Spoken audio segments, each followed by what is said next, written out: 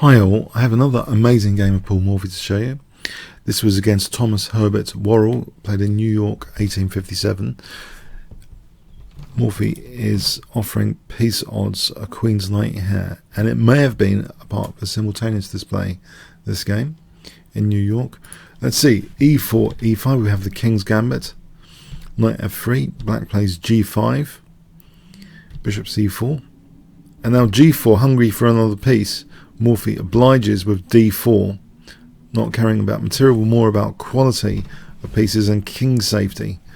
G takes, and you can see that white is developing all his pieces. Well, even this one by default is active, but black hasn't moved a single piece yet until now. Bishop h6, but it's only to try and maintain material. Queen takes f3. Now here, black is better with Queen f6 from a technical point of view, but funny enough, after Knight c6, it's now almost it's equality now after this move, almost with the strongest move that Morphy plays. Can you guess what Paul Morphy plays if I give you 5 seconds starting from now? Remember, white is 2 pieces down. One was by default and the other one was by black playing aggressively to munch this poor knight. So both knights have been robbed from white. Well, one knight's been robbed for sure. But the best move here, bishop takes f7, 3 pieces down, but the king is now a bit exposed. After check here, king g7, bishop takes f4. Yeah, the queen is now only assisted potentially with 2 rooks and maybe pawns at some point. Bishop takes, rook takes, but now there's a strong threat of mating with rook f7. That has to be parried. Black spots that. Now rook a f1, and actually there's 2 threats, not just rook f7, but rook g4 is dangerous here. I'll give you an example of rook g4. Let's say black gives black a token move. Rook g4, queen takes here, and rook f5, and it's very, very difficult for black to stop being mated here.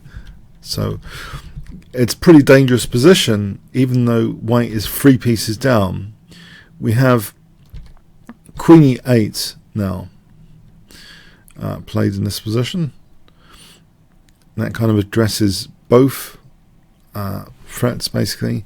But now the best move played here.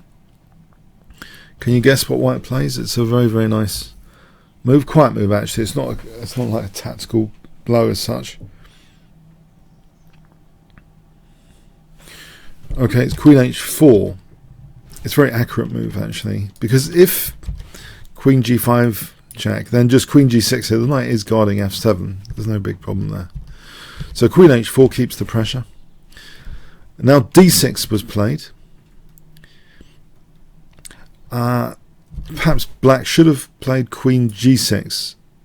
For example, black is 3 pieces up, could give up his queen and reach technically an equal position.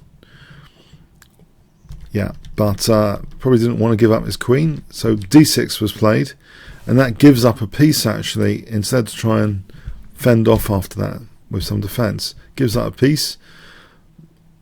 Bishop d7, but this is very, very dangerous now, and in fact Paul Morphy misses something remarkable here, but maybe it was just a symbol anyway. He played actually rook 4 to f3 in this position, which is mega dangerous of course, but there's an even more clinical continuation available to white here.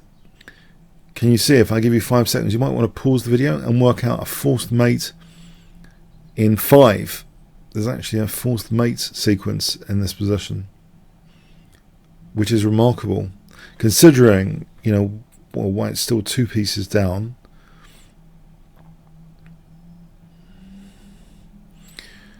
But sometimes the opponent's pieces can take away escape squares. You can see that like 2 escape squares are taken already. So there's already a kind of mating there potentially. But there's a forced mating sequence with rook f8 check. Because white would dearly love to play queen g5 without queen g6. So rook f8 check is a kind of drag and drop tactic. And you might think, well, what about queen g7? Well, the thing is here, remarkably, that was a kind of another route in on the diagonal, the killer diagonal of death. Queen d5 check is mating here. Yeah, black's pieces are just in the way. They're not able to defend this diagonal. So that's remarkable that this exists, actually, rook f8. But this looks very, very sensible what was played. Rook 4 to f3. Now knight g6 is intended. Morphy tries to play against that kind of threat from black. Queen can't move here without rook f8. We have knight g6, h5 pushing that back. Bishop g4. Now white took here, and black's best move in this position with best play would be bishop takes f3, and white's strongest continuation here would be g7. Can you see it's with the threat of queen f6 actually, to mate in a beautiful way with g takes h8.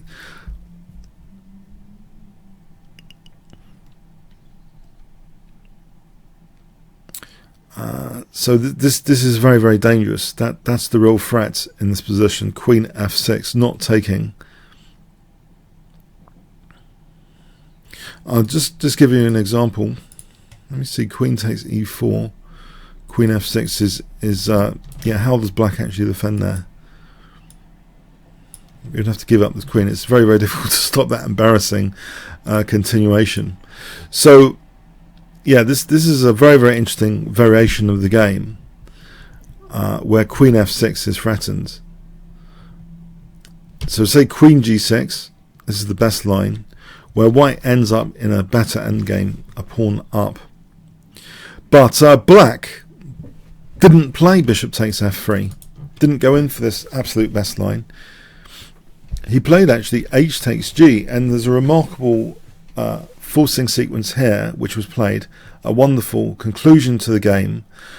I wonder if you want to pause the video and try and work out what white can play in this position. Moves are pretty clinical and forced.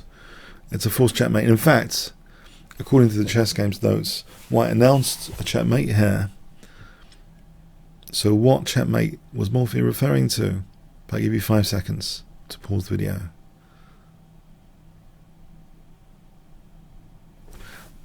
Okay, rook f8 check, only one reply. Rook takes f8, and you notice the two rooks are on both sides cutting the escape squares, and the very, very embarrassing queen takes g6 checkmate. Actually, this checkmate is categorized by Wiki as an epaulette mate checkmate, where the two parallel retreat squares for the checked king are occupied by its own pieces, preventing its escape. The most common epaulette mate involves the king on its back rank, trapped between two rooks. That's like this one.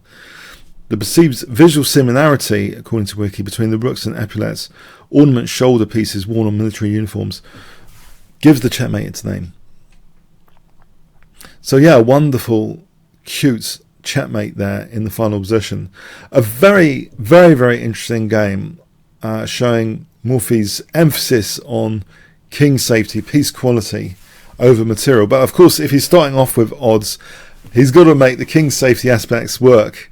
I mean, it's not going to be a war of attrition. He's got to go for the checkmate, basically, because if it's a war of attrition, you know, he's down the material at the start. So, but wonderful finish there. I hope you enjoyed this game. Comments, questions, likes, shares appreciated. Thanks very much.